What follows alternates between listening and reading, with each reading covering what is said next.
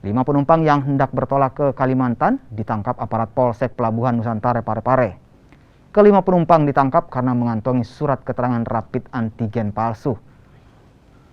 Setelah menjalani pemeriksaan kesehatan di pelabuhan, kelima penumpang itu dinyatakan bersalah.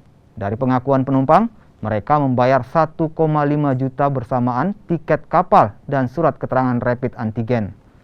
Selain kelima penumpang, kepolisian juga menangkap 2 perempuan pembuat surat keterangan antigen palsu. Keduanya memiliki peran sebagai pembuat surat dan memalsukan tanda tangan.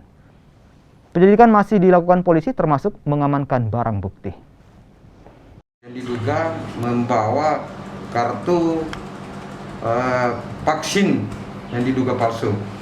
Adapun kronologis kejadiannya yaitu pada saat kami dari Polsek bersama KKP melakukan pemeriksaan di pintu masuk, bahwa kami curiga bahwa para penumpang ini menggunakan kartu antigen yang diduga palsu.